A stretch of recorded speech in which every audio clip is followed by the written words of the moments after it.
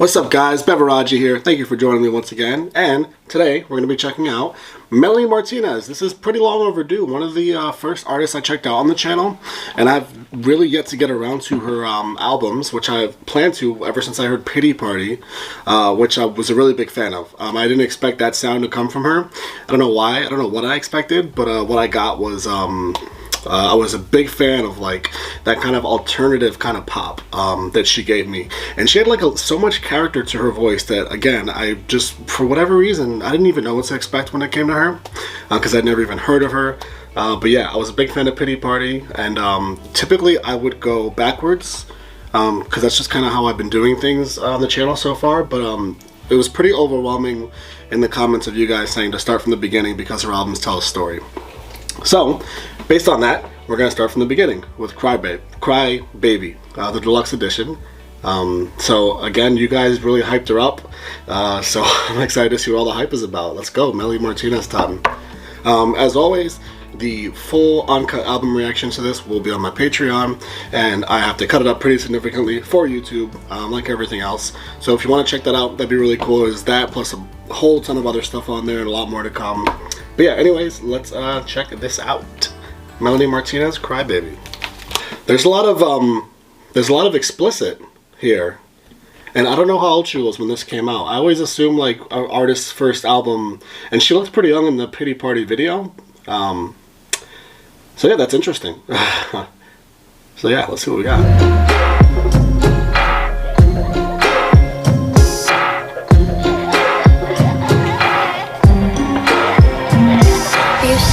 To replace your brain with your heart, those cry baby tears come out of the dark. Someone's turning the handle to the voice no one can see. What I really, oh wow, that sounds so nice, the way she transitioned from that verse. And then she started to go into her falsetto. What I really like about her voice is that it has so much character in it, just like when she's in her lower range. And going from that to that high falsetto, when you have all that character in your lower range, it just like emphasizes that falsetto so much more, and it makes it that much more prevalent. Oh man, okay, that sounded really nice. And what I'm getting from this is like a Gatsby sort of vibe, which I've mentioned on the channel before. I'm a huge fan of that movie and its soundtrack and the book and the era in general. And she gives me kind of like this is definitely like pop, like more alternative pop, but like she gives me some old school vibes because like she gives off with her voice that kind of jazzy sort of sound, and I'm a big fan of that kind of voice. It's like very Marilyn Monroe sort of, like I feel like I'm being you know, what's the word? Like I'm being sung to, even though the message here, maybe I don't want this sung to me. So far, we'll see. Your heart's too big for your body. Fucking cry, baby, so you laugh through your tears. I love when curse words aren't used just to put a curse word and sound edgy. Like I love when it's used to actually, like as an actual tool in your music, to like emphasize your point, and not just like, hey, I'm cool and edgy, I'm using curse words. And she's using it as an actual tool. Like the song is called Cry Baby, and she's talking about this man or woman who kind of plays victim and makes themselves a crybaby. And when you're like using that word fucking, like you're really emphasizing your point, like, yeah, this is what you're doing, and I want you to know that this is how I feel about it. Cry baby, 'cause your tears are mine. They call me cry baby, tears are mine. Oh, I love that like breathy vocal, and it like leads into the exuberance of the emotion. Listen to that. The same voice at the end of it. In my eyes, so your tears. I like how she ended that. Huh. That's a really interesting intro to the album. That has me really curious as to what the rest is gonna sound like, and what the lyrical content is gonna be. And like at first I thought she was talking about someone else, but as the song went on, it felt more and more like she was talking about herself being the crybaby, which is something I'm gonna probably listen out for, especially like looking at the track list, like Dollhouse, Sippy Cup. I mean, that's super self-explanatory. Carousel, Alphabet Boy, Training Wheels, Pity Party, obviously. Yeah, like that makes a ton of sense if she's talking about herself, just based on the track list. But I mean, we'll see where it goes. But she's already got me really interested in like her lyrical content right off the first track, which I'm someone that listens as heavily as I can to lyrics without like I don't use I use Spotify and I don't look at the lyrics as I'm listening to songs because I have like ADD. I get easily distracted, so I like to just focus it on the instrumentals and the voice, vocals, and the lyrics, like with my brain, as opposed to looking at it. I'll get all thrown off. But yeah, so let's keep going. Dollhouse is the next track.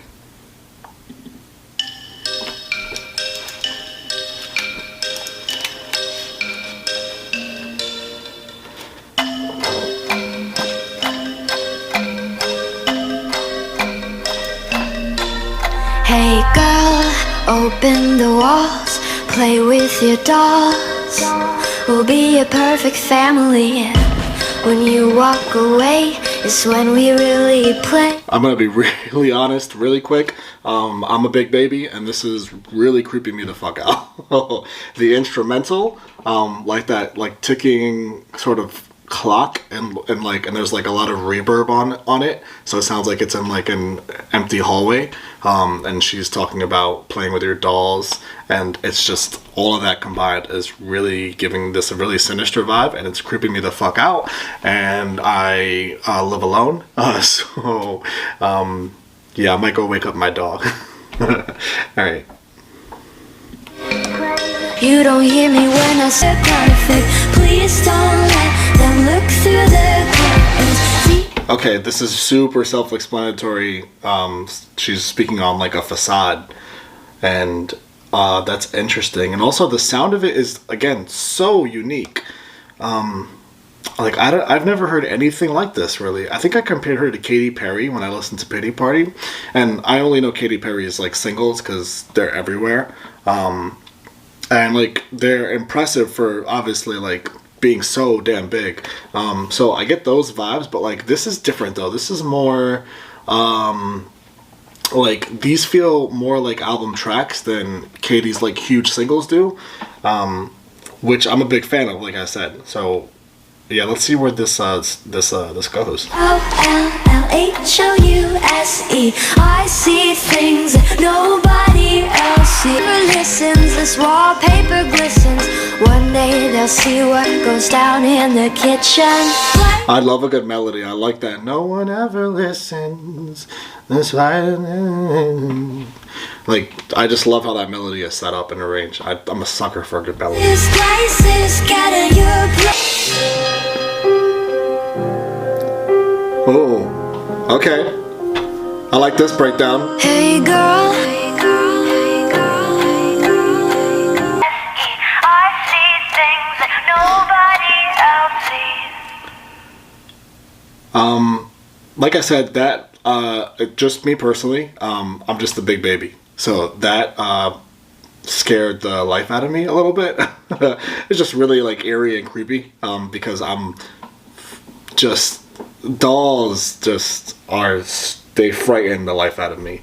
But lyrically though, that was super interesting, and it was really obvious what she was kind of talking about as far as like the facade of like this family that gives off this image, but this is not who they are whatsoever. Like, you turn your back and the mom's pulling out a flask and drinking that, and you just see her jewelry, and like that was really interesting. So keeping that in mind, I'm gonna keep mind of that as we go throughout the rest of the album. Next track is Sippy Cup. Blood still stains when the sheets are washed. Sex don't sleep when the lights are off. Kids are still depressed when you dress them up. And syrup is still syrup in a sippy cup. He's still dead when you're done with the bottle. Of course it's a corpse that you keep in the cradle. Kids are still depressed when you dress them up. Syrup is still syrup in a sippy cup.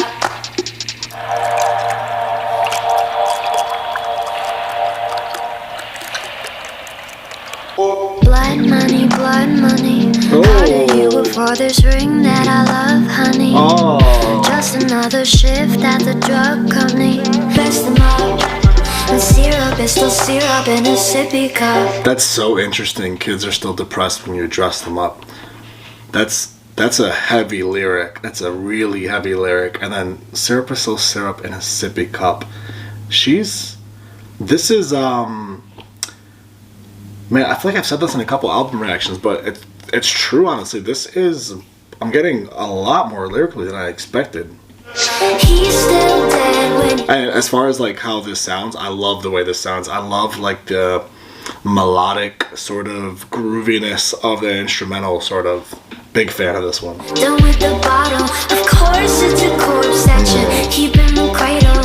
Kids are still depressed when you dress the cup in a sippy cup. Blood still stains when the sheets are washed. She's so Sex unique. don't sleep when the lights are off.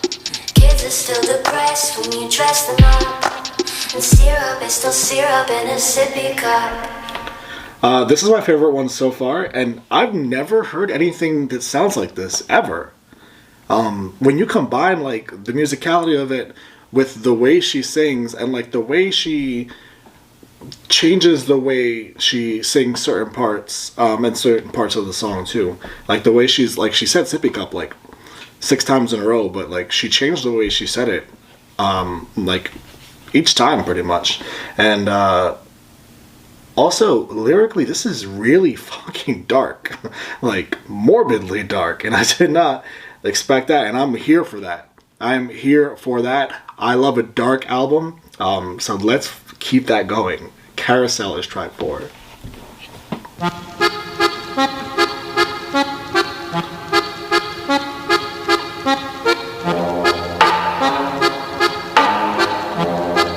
The instrumentals on this are so different. Round and round like a horse on a carousel. We go. Will I catch up to love? I can never tell. Okay, that's clever, because will I catch up to love? I'll never tell. And if you're on a carousel, I mean, you're never gonna catch up, because you maintain the speed that you're at. Obviously, you don't catch up to anything. It's all parallel. Wow, that's okay. This is like kind of like a book, in the best possible way. This is really interesting. Chasing after you is like a fairy tale, but I feel like I'm glued on tight to this carousel. And chasing after you is like a fairy tale, because it's not real. The same way, if you're on a carousel, you're trying to catch love, you're not going to catch anything except for exactly where you are. This is too slow. Start dating your freak show, and it's all fun and games till somebody falls in love. But you already bought a ticket and there's no turning back now. For the most part, she's kept her vocals pretty, like, tight and, like in this sort of way. But previous to that, she had just, like, really opened up. And I really enjoy when she opens up the vocals. She sounds really, like, really lovely when she does that. Round and round. Why did you steal Right there. my cotton candy I love when heart? she opens up You her threw vocals it like in this damn coin slot, and now I'm myself. Oh shit, it's over. The instrumentals on all these songs, really fit the message of the songs. Like, this had a very pulsating, sort of like circusy clown sort of sound, with that little kind of horn that's going off. And Dollhouse obviously had like the ticking clock. And even Crybaby sort of had, like, if you took what you think crying would sound like in an instrumental, it kind of gave me that vibe as well. And, like, along with just how dark this is so far, it's incredibly dark lyrically. I'm really enjoying how specific her instrumentals are to drive her storytelling with her lyrics. It's really different. It's like I said before, I've never heard anything like this. So let's go to Alphabet Boy.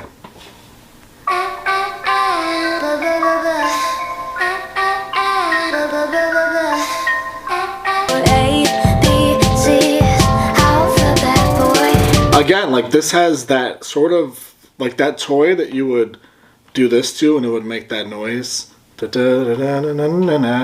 however it went. It's kind of got something that sounds quite like that. An Alphabet Boy, like I'm picturing like the alphabet blocks and like those toys you'd play with as children. And again, like there's like a child theme with the names of a lot of these songs, but not like the content though. Like it's super dark. So again, she's once again using her instrumentals to drive her story. I'm not a little kid now.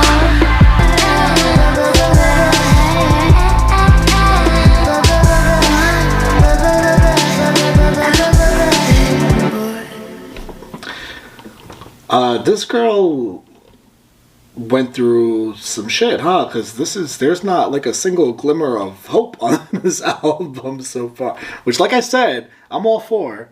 I can be as dark as they come. So I dig it. Just interesting especially for a debut project to come out like that is incredibly interesting. And I'm curious to know how old she is, only because she looked, like I said, she looked really young in the video. So I had taken her to just, be young, and that probably combined that notion to like not really get lyrics that were like this dark and specific. So now I kind of want to know how old she is, because like telling stories like this from a young age usually signifies that you've been through some stuff. So more power to her. All right, Soap.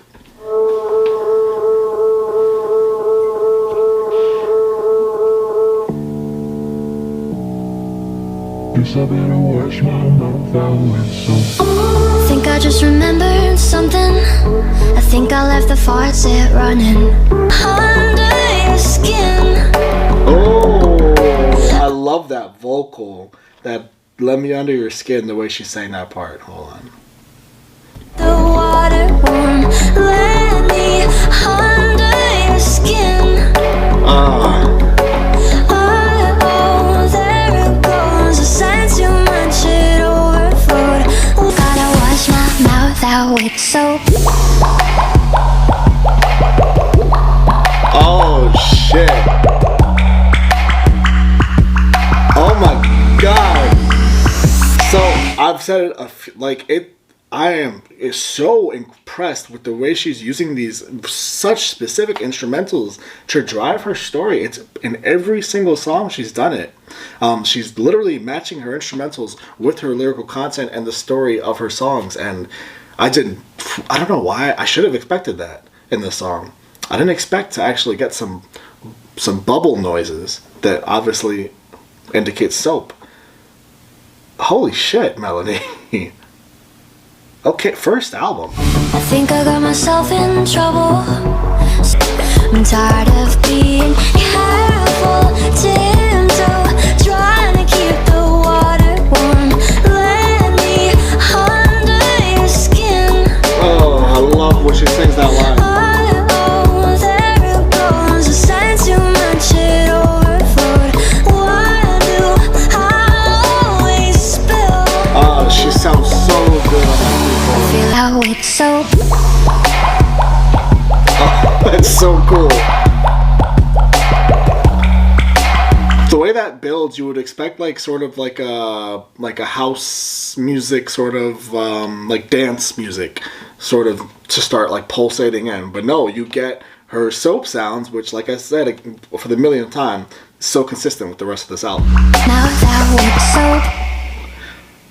I would love to be in a studio with her and just like see like how she processes things and like how she comes up with ideas, because this is so fucking fascinating. Also, this is my favorite song so far, pretty much easily by far. Like every song's been similar from the standpoint of she's been so consistent with like attaching those instrumentals to her lyrical message. But as far as like musically speaking, this is my favorite song by far. I really like this fucking song a lot. All right, next song, Training Wheels. The whole way around, I carry band-aids on me now, for when your soft hands hit the jagged ground. Wheels aren't even touching the ground. Scared to take them off, but they're so worn down. I bet she sounds so good live, like especially in the intimate setting, especially because like a lot of these instrumentals aren't big instrumentals. They're more pretty laid back and stripped back for the most part, if including like all her super unique sounds obviously that she's adding in. But because of that, her voice is very forward in every song, which I'm such a big fan of, especially when an artist has such a like lovely voice as she does. And I bet she sounds just so good in an intimate setting where you can really like capture like the breathiness of her vocals. Push you straight to the dirt. Training wheels left for you. Okay. I'll pull them hard for you. I love everything you do. When you call me fucking dumb for the stupid shit I do, wanna run my back with you. Okay, this is another great fucking song. Oh, this is so good. Letting go, letting go. I'll pull them hard for you.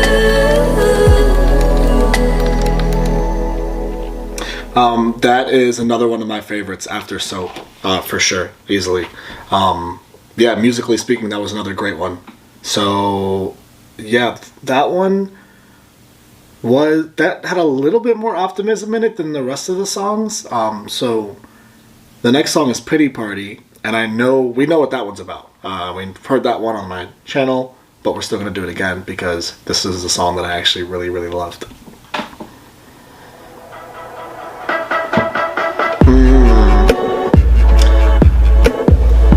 It's one of her bigger ones, musically speaking. And it's a nice change of pace also, like sonically. This is super interesting to listen to in the context of the album, and especially after hearing the first song on the album, the title track, Cry Baby. Incredibly interesting, because they're very parallel with one another, thinking about it, really. So, obviously, she's someone who is not afraid to cry, and I mean, yeah, she's been pretty clear about that, and I can relate to that as well. You just can't help yourself. And like, I wonder, because she's speaking about it in a place of like openness, which I can appreciate, because I never used to be like that. I used to be like, oh, well, you know, that's like frowned upon. You're a crybaby. People don't, you know, people think like they won't take you seriously or whatever. But I can appreciate this mindset, which I've gotten more to as the years have gone on, where it's like, I'll cry if I want to, you know? It's my party. Like, life is your party, and I'm gonna cry whenever the fuck I want to. Maybe if I knew I loved them well.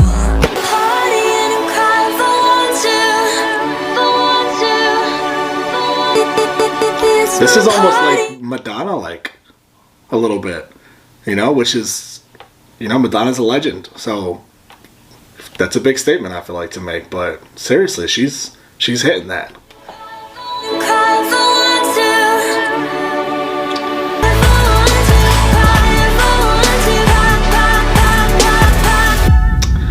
Yeah, the songs that always get me into the artists, this is the one obviously that I had listened to because it was recommended. I always have a special place in my heart for, because it leads me to these albums that I get to experience and enjoy with you guys, and for that I'm forever grateful. And especially because this is giving me, as an artist myself, this is giving me so much inspiration already, just based on the fact that I've never heard anything like this before, ever. Like, instrumentally and lyrically, the combination of those two things, I haven't heard anything like this. This is so unique. So I'm super grateful to be here right in this moment with you guys. Tag You're It is next.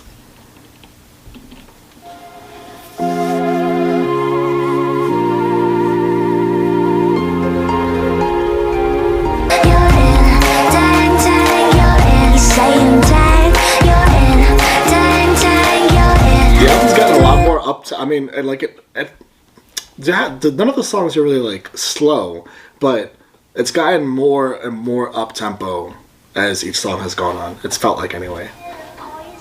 Poison in me.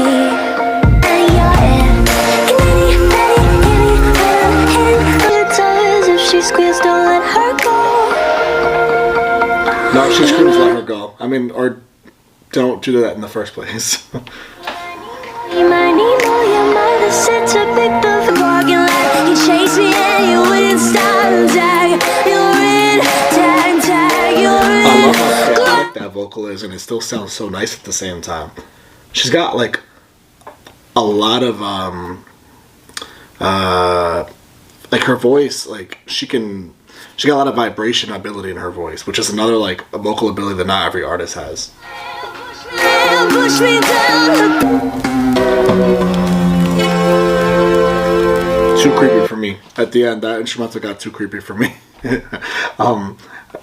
So I have no clue what that song is about. To be very honest, no clue. And I was listening, but I do want to say that because she really showed it on this song, especially, but she showed it on really all the songs. Her vocal capabilities are so unique. She can go to so many different places vocally and like make so many different sounds, and that's so impressive to me. Okay, next song is Milk and Cookies, which I've been eyeing from the start, to be honest with you. Two of my favorite things. So let's see what she does with this.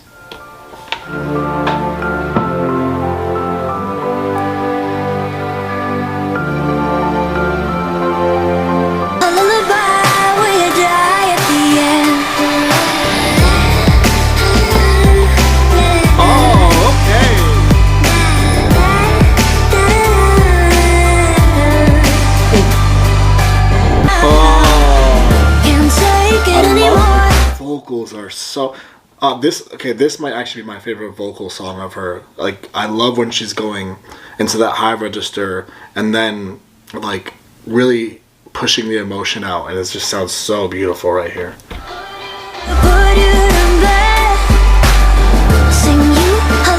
But she's still maintaining like the breathiness of it too, which is my overall favorite quality for vocal.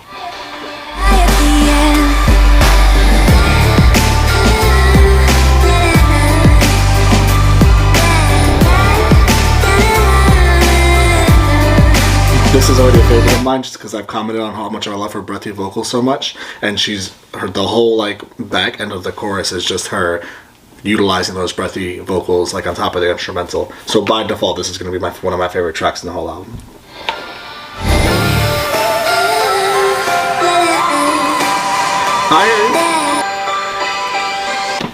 So this album, a lot of albums, from my experience anyway, with listening to albums, and I've listened to probably like thousands, most of them like older, are typically very strong in the beginning. Like, say you have a 12-track album, very strong from tracks like 1 to 4, maybe 5. Very strong, because you want to start out with a bang, pull the listener in, keep them interested, and keep them going.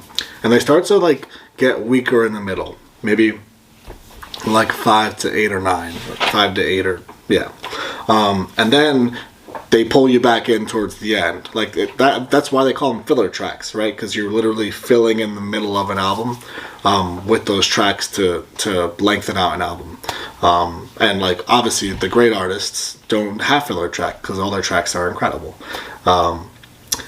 This album is not like that at all. This album's gotten stronger as it's gone on. Like, as it hit the middle, specifically the middle, the album got stronger for me. Stronger and stronger. And it's maintaining that pace, which I find incredibly impressive. And like I said, that speaks to the higher end artists, the higher tier artists. Okay, next track is Pacifier.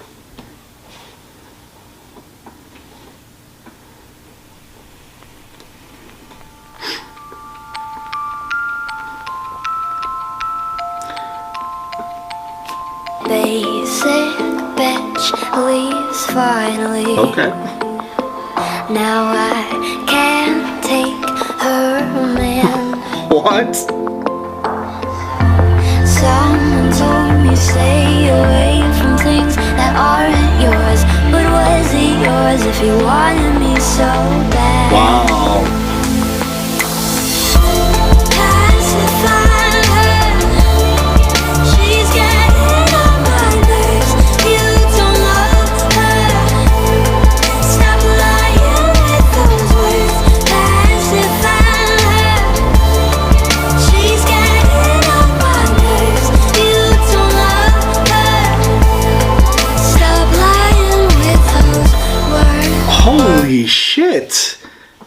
the album just continues to get stronger and stronger and maintain it. This is so good, and lyrically, this is maybe my favorite so far. I don't know, because I've gotten some pretty incredible lyrics. This is really good lyrically. I mean, this is wow, okay.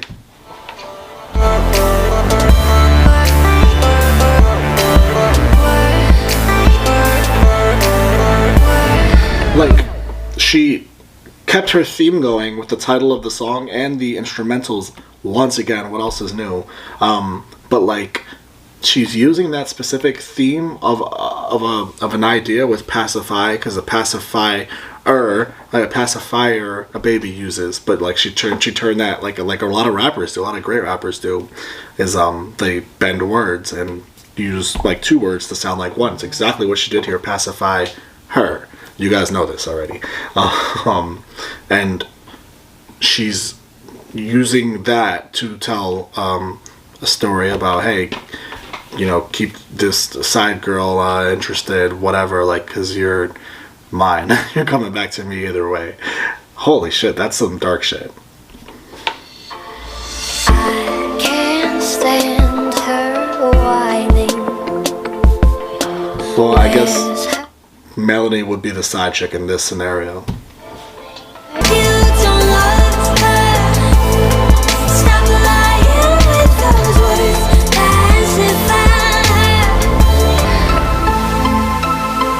her. Yeah, like I said, she continues to maintain consistency of this album getting really fucking great from the middle, now veering towards the end. Now we're on the back end of the album, so now I'm curious to see how she closes it, because we passed that middle point, and now we have the last 1, 2, 3, 4, 5 tracks. And Mrs. Potato Head, Toy Story, is like maybe my favorite Pixar movie ever. So let's see what she does with this concept. I'm super curious.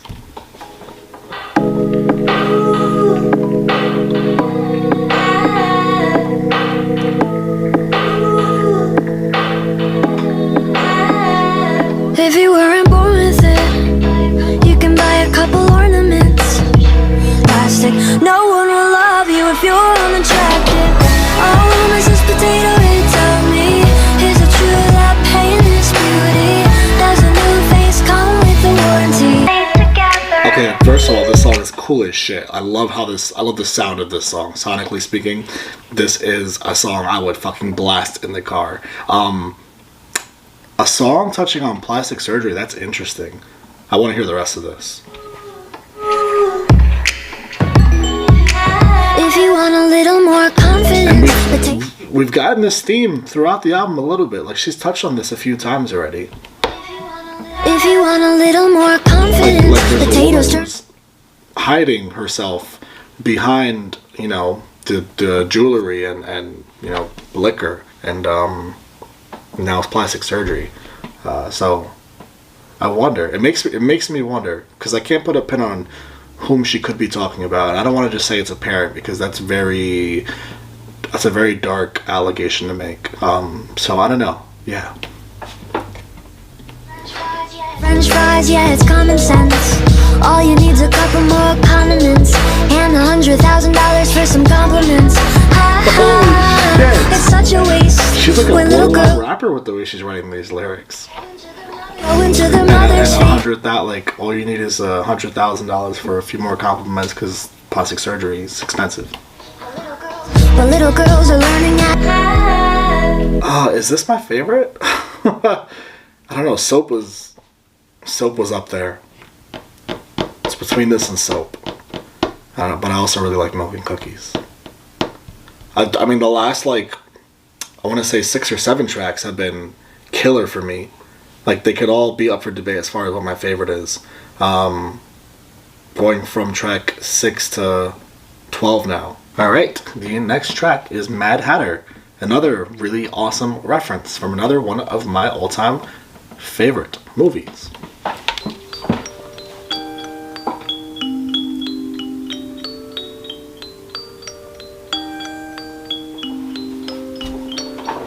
My friends don't walk, they run.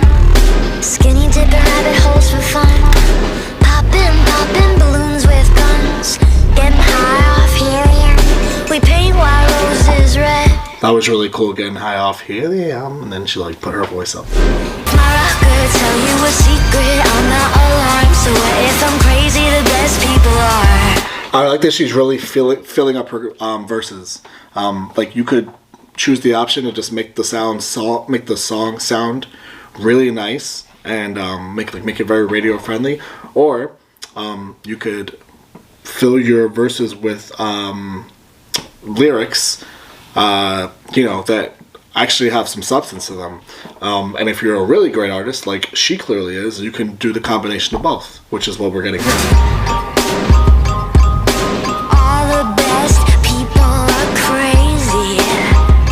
Xylophone. All the best. I'm nuts, baby, I'm mad. The craziest fun that you've ever had.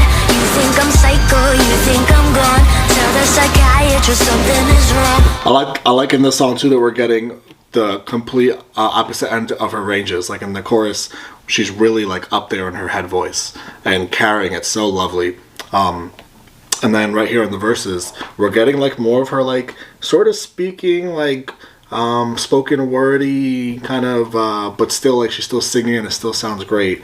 And like it's the complete opposite ends of her vocals, because like I've said before, she has so many different versions of those vocals and it's so impressive. Over the bend, entirely bonkers. You like me best when I'm off my rust. People are crazy.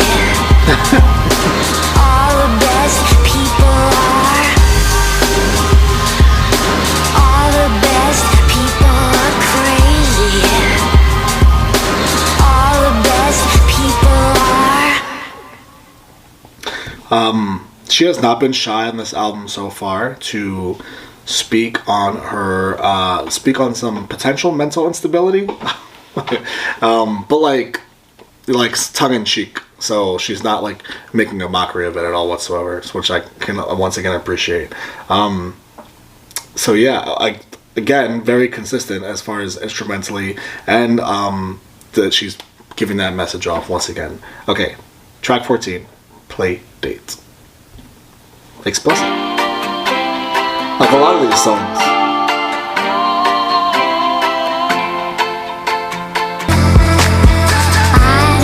It's so interesting. Like it's insane, honestly, how she's managing to keep this theme up the whole album. Like what she's talking about in this song is very adult, extremely adult. It's pretty self-explanatory how adult it is. But at the same time, she's using references and synonyms and specific words that like go into the theme of like children's theme. And like a lot of these references throughout the album have been like that so far. Like playing hide and seek, and we're under the covers, and play date, and playing Monopoly, and these board games. But the underlying message is, we know. I'm not playing no games, I'm tired of always chasing after you. I don't give a fuck about you anyways. Whoever said I give a shit about you? You never share your toys or communicate. I guess I'm just a play date to you. And there you go. She said it right there. I give a fuck about you every day. Guess it's time that I tell you the truth. If I share my toys, will you let me stay? Don't wanna leave this play date with you. Oh man, that is so interesting. Like the toys that she's talking about in this song, for he never shares his toys and she wants to share her toys. Like she's talking about like feelings and like communication, generally speaking. Like let's share those things, because I actually don't want this to just be like like us hooking up and that's it, because that's what the play date is entailing. Like this is, oh man, I'm so impressed by the messaging in this song. I'm not going to say it again because I've literally said it every fucking song. You guys get the point. Okay, teddy bear. Let's see what she manages to do with the concept of a teddy bear. Like now I'm going into every song wondering what she's going to do with, and I wonder if it's like that on the next couple albums too. I mean, you guys said she told a story and you were not lying.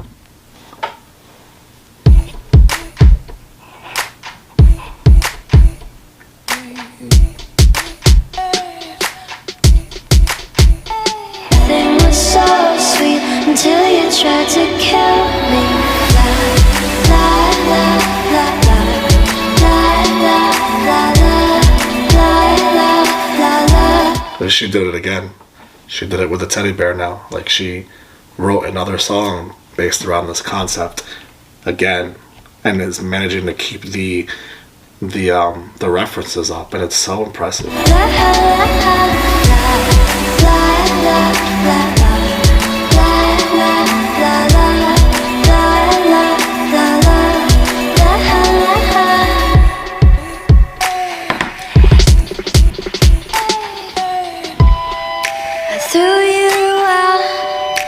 didn't outgrow you, I just didn't know you.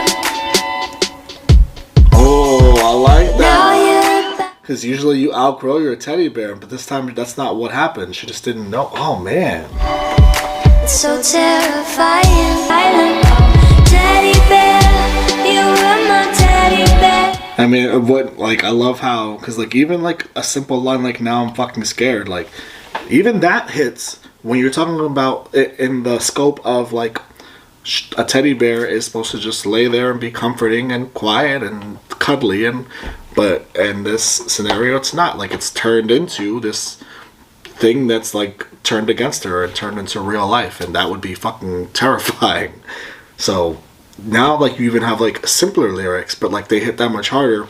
And when you, like, look at, like, how she's writing all of this. Everything was so sweet. La la la la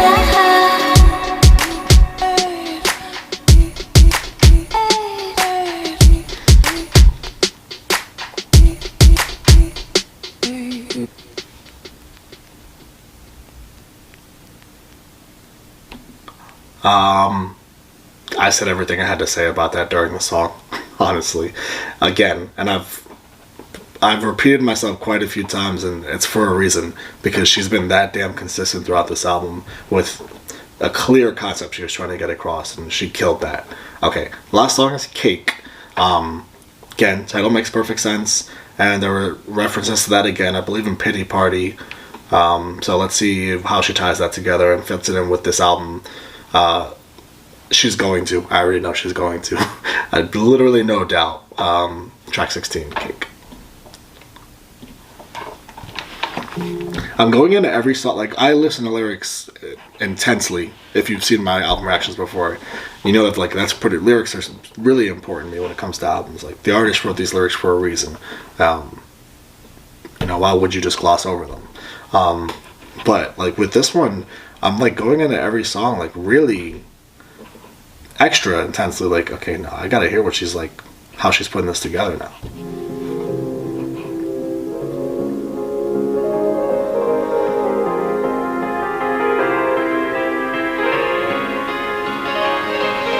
Your skin is warm like an oven. Your kiss is sugary sweet. You're filling up my senses with empty calories. I feel like that clock noise is back too. Just missing something whenever you leave. You got all the ingredients. Oh, hold on, Melanie. Something whenever you leave. You got all the ingredients. And it wasn't just, like, straight into the falsetto. Like, she hit the falsetto, and, like, there was a vibrato riff to it as well. So nice. You need in me. So respectful. Piece of me, you're just a piece of me to me. Oh, man, that makes so much sense. I am just a piece of cake. I am just a piece of. It's crazy how adult these themes are. Again, considering the album track names.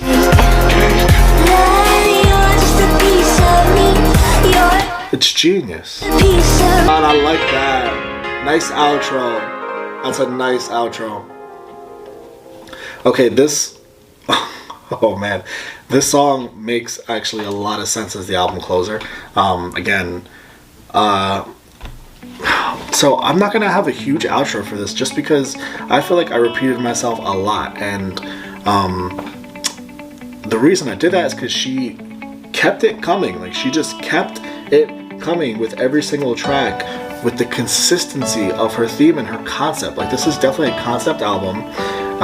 And another thing really impressive about it too is there's 16 tracks. Typically, if you're doing like a concept album and you're, you know, telling this very specific story of that concept, and you're doing this much storytelling, you are not gonna have that many songs, because it's hard to it's hard to write about one certain concept that amount of time as an album. Typically you want to keep it to like 10, 11, 12 at the most, but maybe like 10 or 11 when you're doing that kind of album. Because if you do this many, it's easy to like have songs that lose what the album is trying to do.